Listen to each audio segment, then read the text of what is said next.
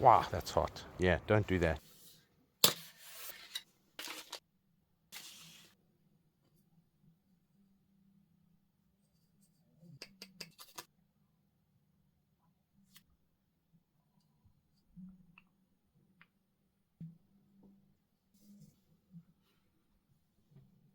In this video, we are going to be looking at this Sofirn ST1 light.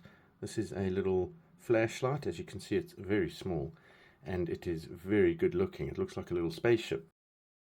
And it's made of aluminium, got a nice feel to it. It's very nice. Sizes of it is 120 for length, by width of 28, and then by height is 16 millimeters. So that's how big it is there. Now this light has got 5 different modes. So there's a moonlight mode.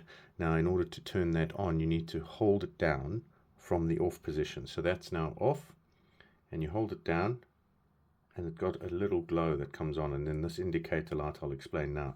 But that's the moonlight. That's the lowest setting that it has, and basically they say this is roughly 1 lumens. And in their tests it should last 450 hours from a full charge.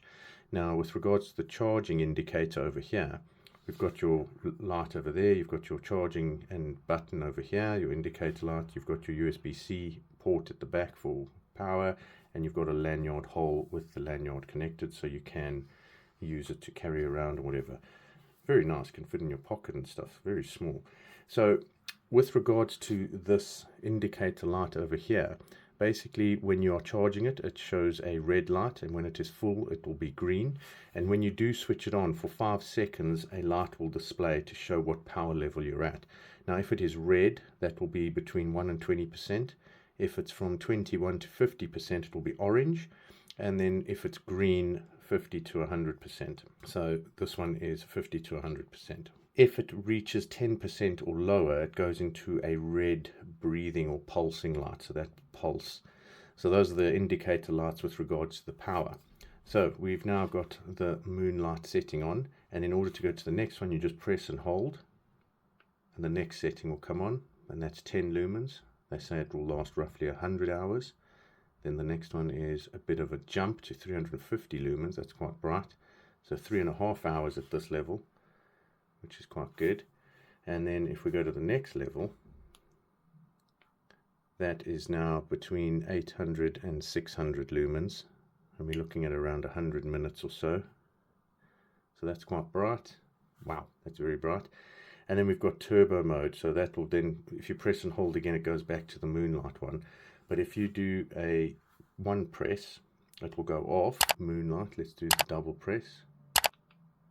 There we go. So now that is the brightest, which is roughly 600 to 1,500 lumens. So again, very, very bright. So those are the few settings that there are. You can double press and hold, which will do a double, or you do a double press, and then that should lock it so that this, if you do bump it while you're moving around and stuff, it won't switch it off. So that is now ready, and I can feel the warmth.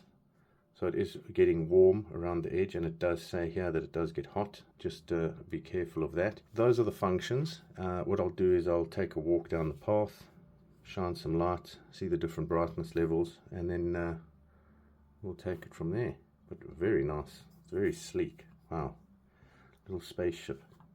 Right, so I'm out walking in the path, and the light you can see in my hand, and that is lit up by a path light behind me. So you can see I'm now in the shade from my body, so that's there, and we can see in front of me it's fairly dark.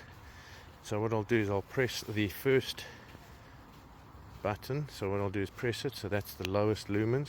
So that's now shining on the floor. We can see there's some light, and we're coming up to another light now, so that's going to be lighting up the pathway. And we'll carry on walking,